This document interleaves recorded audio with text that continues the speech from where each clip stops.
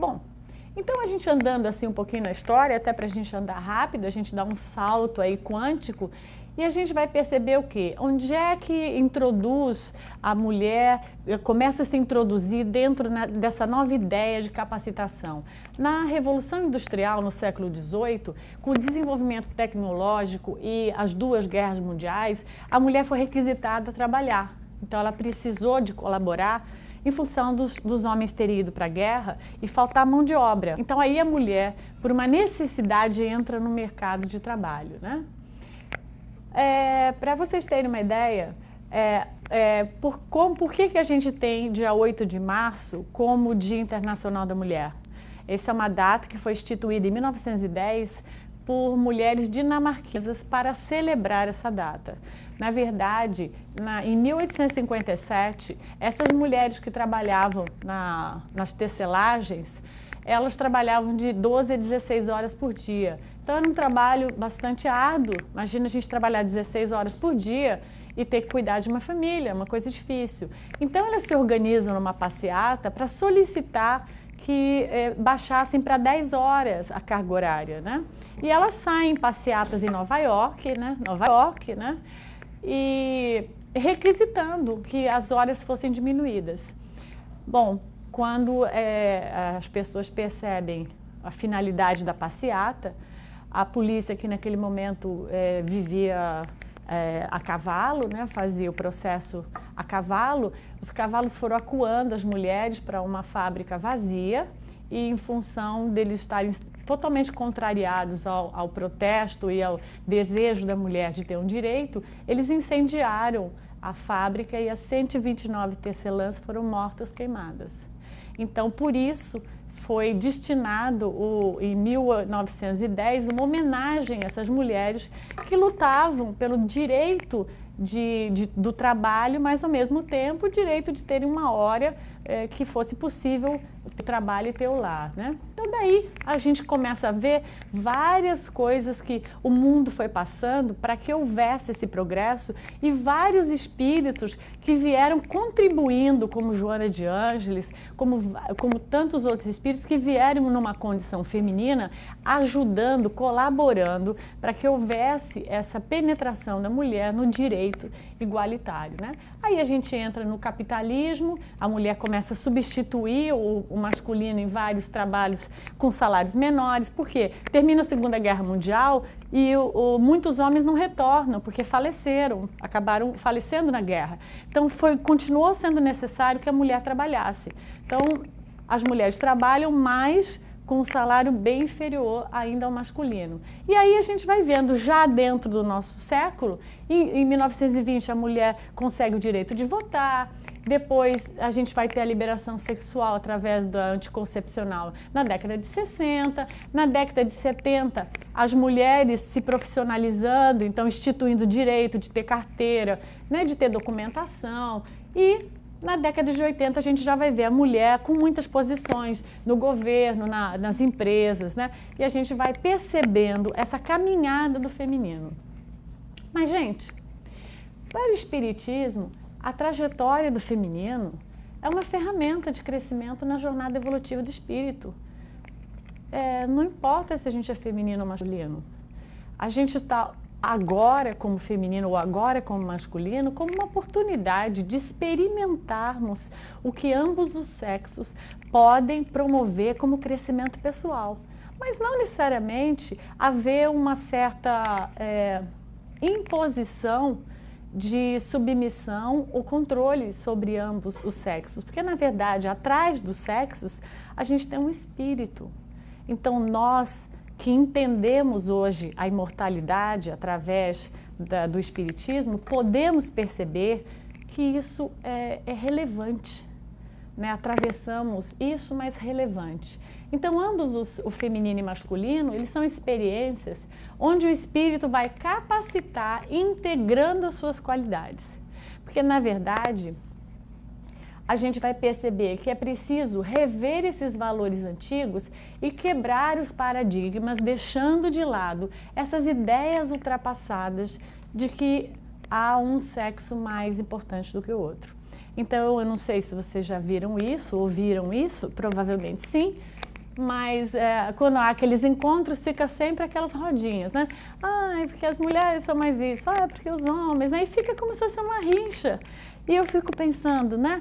Isso é tão infantil perante o espiritismo, porque nós somos uma rodinha de espíritos que estamos vestindo a roupa do feminino e do masculino no momento. Então, não há competição de quem é mais inteligente, de quem é mais capacitado, de quem... Não, o que existem são aptidões de ambos os sexos. Então, por exemplo, a mulher vai estar muito mais capacitada a acolher a criança em função da gestação, em função da proximidade que ela tem da maternidade. Mas isso não quer dizer que o homem não esteja capacitado também de ser acolhedor e amoroso. Mas a mulher vai estar mais próxima em função dela ter gestado e do tempo que muitas vezes ela gasta com a criança pela amamentação e por todo o processo da gestação. Mas isso não capacita menos o homem de ser um bom pai. Então nós somos espíritos. O feminino e o masculino são representações do ser, que possuem as mesmas faculdades espirituais e a mesma capacidade de progredir. Se a gente tiver dificuldade de enxergar que ambos os sexos possuem a mesma capacidade de progredir, a gente vai estar dificultando as nossas relações. Porque vai ser difícil a gente conseguir ter uma relação igualitária com o outro espírito se eu o enxergo superior ou inferior. Ambas as formas. Né? Se eu considero o masculino superior, eu vou ter dificuldade de ter uma relação igualitária com ele, porque eu estou vivendo sempre essa ideia de que o outro pode mais do que eu. Eu posso desenvolver ciúmes, inveja, uma série de coisas que vêm de uma diferença que eu começo a acreditar pela crença que eu incorporei que existe entre nós. E se eu, ao contrário, também for verdadeiro, eu vou me sentir menos capacitada e vou estar sempre esperando que o outro cuide de mim. Então a gente vai ver hoje, na década ainda que a gente vive, né, que a gente está tão avançado tecnologicamente, muitas relações de superdependência, que as mulheres ainda se veem numa condição que elas precisam ser sustentadas, acolhidas e não desenvolvem a sua própria capacitação de se autogerenciar como espíritos, né? Então, essa figura, ele chama Carl Jung, ele foi um psicólogo, ele desenvolveu a chamada psicologia analítica. E ele diz algo bem interessante, ele diz, o espírito traz no seu inconsciente as duas representações, femininas e masculinas. Ele vai chamar de ânima e ânimos, que representa feminina e masculina. Então ele diz, quando não equilibradas, estas energias têm dificuldade na relação com o sexo oposto, daí a importância da integração dos elementos psíquicos ou mentais. Então, o que ele quer dizer? Olha que interessante. Primeiro, a gente pensou na questão de que eu estou na roupagem do masculino e do feminino. Então, horas eu sou feminino, horas eu sou masculino, de acordo com as reencarnações e a minha necessidade de aprendizado. Aí Jung vem e diz, mas o feminino e o masculino está dentro de você, está dentro de nós. Então, quando eu não consigo equilibrar essas emoções entre o meu feminino e o meu masculino, eu vou desenvolver essa dificuldade de lidar com os afazeres que ou o feminino ou o masculino está desequilibrado em mim. Então, olha que interessante.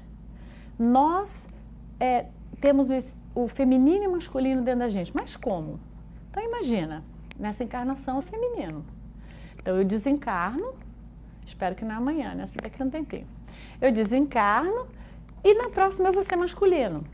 Então, quando eu for masculino, o que vai acontecer? Nós não temos todas as nossas capacitações armazenadas no nosso perispírito? Temos. Então, quando lá na frente eu for masculino, eu vou ter todas essas experiências do meu feminino armazenadas em mim, no meu espírito.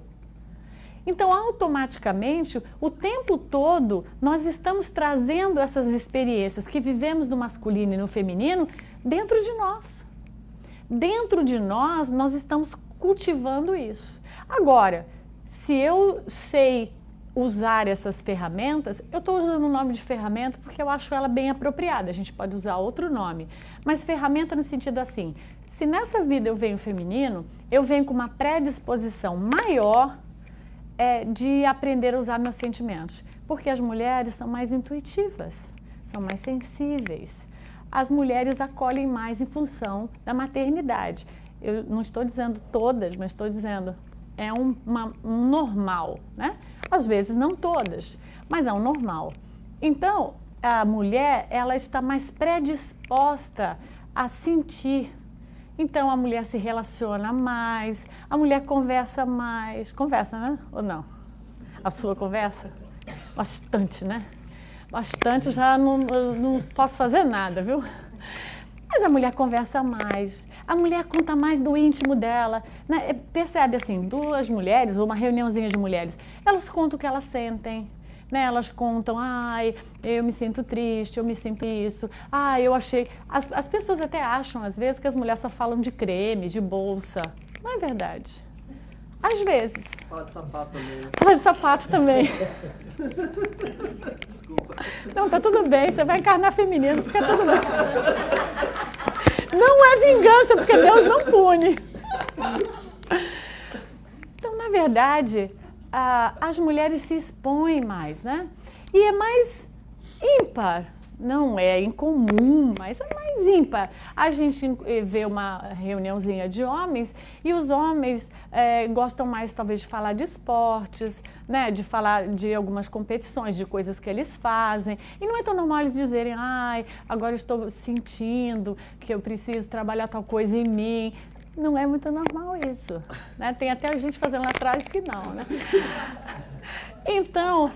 eu até acho que nós deveríamos, nas reuniões sociais, não fazermos a separação.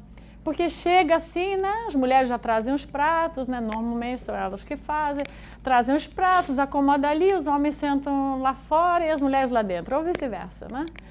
E não há uma interação para que haja esse maior conhecimento e essa maior troca entre o feminino e o masculino. As pessoas vão buscar suas conversas que são mais parecidas, né? Com algumas exceções. Às vezes, alguns homens gostam de ficar na roda das mulheres e, às vezes, algumas mulheres gostam de ficar na roda dos homens. Mas, numa maioria, muitas vezes, não sei se vocês já observaram isso acontece no meio social de vocês, mas há, às vezes, isso. A não ser que sejam dois casais, aí não como dividir, mas se tiver 10, 20 pessoas, já começa as rodinhas, né? Então, os desejos na função de estar no masculino e feminino, eles são momentâneos. Então, a gente está trabalhando mais aquelas sensações enquanto estamos mulher, enquanto estamos homens, né? Não há nada de errado. Esse é o objetivo, né? Então, Jung é bem assertivo quando ele diz que há um feminino e há um masculino. E Jung diz uma coisa também bem interessante, que outro dia eu estava comentando num grupo que eu coordeno e uma pessoa me disse, pelo amor de Deus, não diga isso. Eu disse, Jung diz que nós normalmente atraímos o masculino externo que corresponde ao nosso masculino interno. Ela diz, não é possível. Eu falei, é possível. Nós normalmente vamos buscar parceiros que condizem ao nosso tipo de masculino ou, se somos um masculino, ao nosso tipo de feminino. Então, muitas vezes a pessoa diz, não, eu não fui buscar aquele masculino agressivo. O meu masculino, você quer dizer que é agressivo? Eu falei, eu não disse nada, foi Jung. Então, é bem interessante que a gente observe as nossas relações, porque muitas vezes projetamos no outro aquilo que internamente sentimos. Então, se na verdade temos bem equilibrado isso, vamos buscar provavelmente pessoas que também tenham isso bem equilibrado e vamos encontrar parceiros que também estejam com o feminino e o masculino um pouco mais bem resolvido. Ou, né, porque muitas vezes a gente diz o quê? Mas quem cria os machistas são as mulheres. Verdade. Né? Porque muitas vezes as mulheres se sentem, se percebem nessa diferença e criam os filhos com essa distinção. Né? O homem pode tudo, não tem horário. A mulher, não, tem limite, a mulher não vai, tem que ser protegida. E a mulher vai crescendo com aquela ideia de que ela é frágil, que ela é fraca, né? Ela precisa de proteção. E, às vezes, afeta que ela floresça na sua maior capacidade que ela tem, porque ela não é uma mulher, ela é um espírito que ela tem e às vezes não floresce porque fica na sombra, fica obscuro essa capacidade que ela tem porque ela não acredita que ela tem. Bom, então, enquanto o masculino inferioriza o feminino e tenta manter o controle, como? Às vezes desrespeitando a individualidade do outro, é por ainda não ter interiorizado o quê? A imortalidade do espírito. Porque nós somos imortais. Então, não adianta nós termos relações para controlarmos o outro. Não adianta. As relações, elas vão nos beneficiar quando elas são para que ambos cresçam. Então, nós nos relacionamos para que ambos possamos nos desenvolver como espíritos.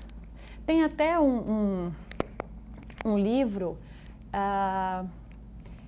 o nome dele é Zurek, é um difícil, depois eu posso até postar para vocês. Ele escreve isso, ele escreve sobre as relações espirituais. Então, ele vai dizer que o propósito das relações são relacionamentos espirituais e não relacionamentos matrimoniais.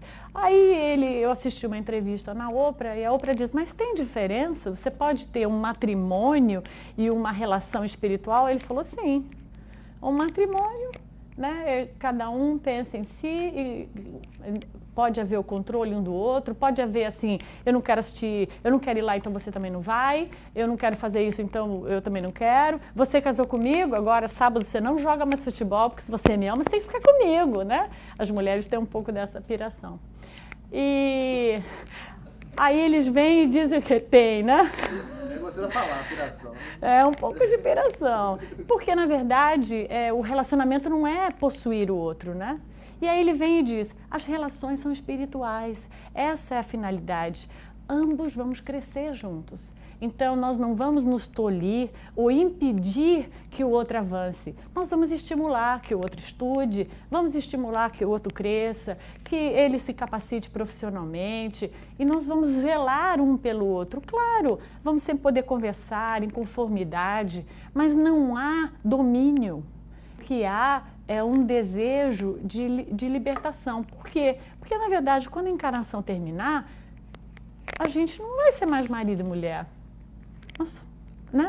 Vamos para o mundo espiritual, um vai na frente, o outro vai depois. Provavelmente, talvez, a gente possa casar com outras pessoas, reencarna e casa com outras pessoas. Ou então reencarna e o marido vem como mulher, a mulher vem como marido. Começa uma confusão, né? Porque aí o marido vai fazer tudo que a mulher fazia, a mulher tudo que o marido fazia. Então, quer dizer, o objetivo da relação é o crescimento. Né? Por isso que termos o feminino e o masculino bem estabelecido vai fazer que a gente tenha uma ideia de relações de uma forma mais liberta. Ao mesmo tempo, enquanto o feminino mantém na sombra seu potencial, deixando-se controlar por desconhecer sua individualidade, ela também ainda não tem interiorizado a questão da imortalidade do espírito, né? Não, eu só saio com ele se ele pagar o jantar, porque quem paga o jantar é o homem. Aí a mulher quer ter direitos, mas quando chega na hora dos deveres, né? Peraí, a mulher também trabalha, por que a conta não pode ser dividida? É tão difícil ganhar o dinheiro como para o homem como é para a mulher. Qual a diferença? Né? As horas que a gente trabalha não são difíceis? São difíceis, né? Às vezes o homem e a mulher têm até a mesma profissão, mas a mulher, nessa ideia de ser cuidada, muitas vezes carrega a crença ainda que o homem tem deveres de corresponder a cuidar dela. Não estou dizendo que de hoje em diante ninguém mais deva pagar a conta do outro, nada a ver. Mas você pode pagar por uma cortesia, né? A mulher tem que perceber a sua própria capacitação. E quando ela não percebe, ela se coloca nessa posição e não vai em busca de se desenvolver para poder até amanhã. Ela está fazendo esse papel de pagar uma conta porque ela não tem mais preconceito, porque é um preconceito achar que o homem tem que pagar a conta, né? Como também é um preconceito achar que a mulher tem que limpar, e limpeza é com a mulher, né? Não, eu tenho uma Maria lá em casa que é fantástica, sem ofensa para nenhuma Maria aqui presente, né? Não, minha Maria ela é ótima, aqui na América eu tenho uma Maria, né? E aí você vai vendo esses xistes e essas brincadeirinhas que não vai em mim nenhuma posição feminista, mas apenas uma observação com um olhar espírita de perceber que essas brincadeiras reforçam essa questão negativa de tornarmos iguais, né? Então, cada gênero, gente, carrega qualidades que se apoiam mutuamente. Mulheres têm ferramentas na mão por usarem mais o feminino, tanto quanto os homens têm ferramentas na mão para usarem melhor o seu masculino. Então, mutualmente, são fantásticos, né? Então, quando os aspectos estão fora de equilíbrio, ambos ficam enfraquecidos. O feminino está mais exposto a desenvolver os sentimentos, como eu disse, o acolhimento, os cuidados, a intuição, o instinto, a percepção, as relações de amor incondicional. A mulher morre pelo filho, né? Isso não quer dizer que o homem também não morra, mas isso é algo da mulher, né? A mulher abre mão de qualquer coisa. Por quê? Porque com o materno ela trabalha essa doação dela, né?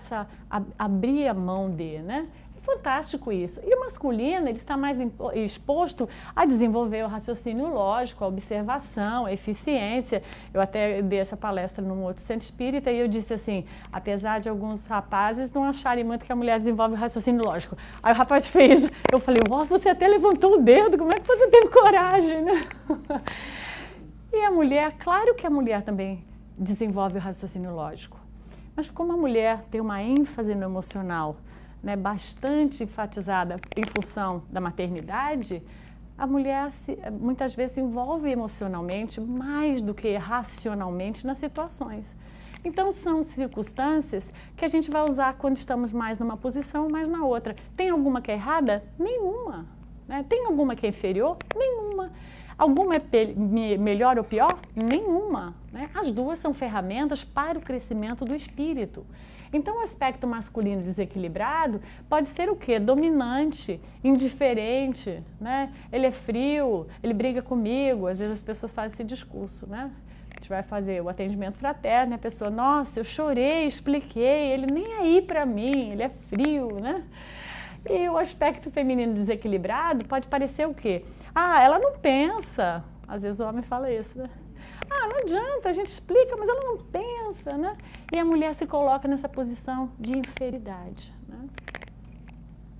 Então, ao invés de competição ou crítica ao sexo oposto, a ideia que o Espiritismo traz é: vamos tentar, em vez de provar quem é mais inteligente, vamos integrar essas possibilidades que nós temos como instrumentos para a ascensão da humanidade, do espírito e da humanidade como um todo, né? Por quê? Porque o aspecto masculino equilibrado, ele se torna assertivo, orientado para a ação. E o aspecto feminino equilibrado, ele é amoroso, ele é protetor, ele é compassivo. Então, imagina isso junto, o aspecto feminino e masculino unidos. Eles são o quê? Mais fortes.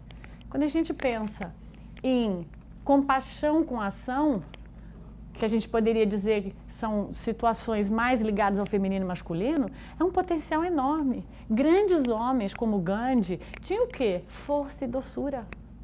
Então, uma força que não era bruta, então não era uma força dominante. Ele não foi lá e fez uma guerra, né? Ele tinha um sonho de libertar seu povo, mas não através de derramamento de sangue, mas ao mesmo tempo ele tinha doçura. Doçura nas suas palavras, na forma como ele foi envolvendo as pessoas a fazer as coisas.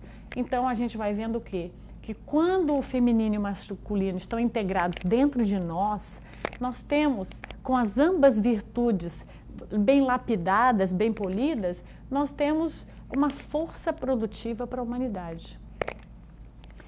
Aí a gente morre, né? Porque tem um exemplo fantástico de Jesus, não tem o que dizer, porque Jesus era isso, né? O mestre e modelo, ele harmonizava essas naturezas, atuando com força e doçura nas necessidades que se apresentavam. Então, nos momentos dos seus discursos, o approach que ele fazia às pessoas, ele podia ser assertivo, diretivo, seguro no que ele falava, mas ao mesmo tempo ele tinha compaixão, ele era misericordioso, ele curava as pessoas, ele as tratava com muito respeito, né? Se a gente for pensar na trajetória de Jesus com as mulheres, Jesus nunca discriminou, ele as tocava, que era algo que não acontecia nessa época, ele olhava no olho, que as pessoas não podiam se direcionar nesta época que ele viveu, não se fazia isso, e ele tinha uma relação com o feminino da mesma forma como ele tinha com o masculino. Então, quer dizer, Jesus deixou para nós esse exemplo de uma harmonização dessas duas energias, porque na verdade o feminino e masculino são duas energias, são energias que quando bem estabelecidas dentro de nós, gera progresso, gera ascensão para a nossa condição espiritual. Então, gente, quando o equilíbrio entre as energias ocorre, isso resulta em uma vibração, uma frequência mais elevada e permite que o espírito se eleve, porque na verdade nós somos uma energia. Então, quando nós vibramos de uma forma mais harmônica, nós estamos elevando a nossa vibração. Quando elevando a nossa vibração, entramos numa possibilidade de ligação com o divino, ligação com o mundo espiritual, com os espíritos, com os amigos, com os mentores, com os anjos da guarda. A gente pode se referir da forma como for confortável para cada um, mas nós entramos numa faixa vibratória que nos possibilita um aprendizado muito mais suave do que a forma da dor.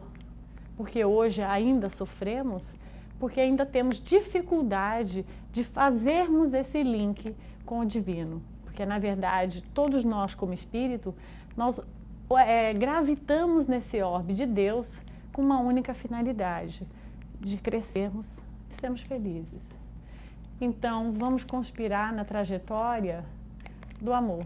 Obrigada, gente. Muita paz para vocês.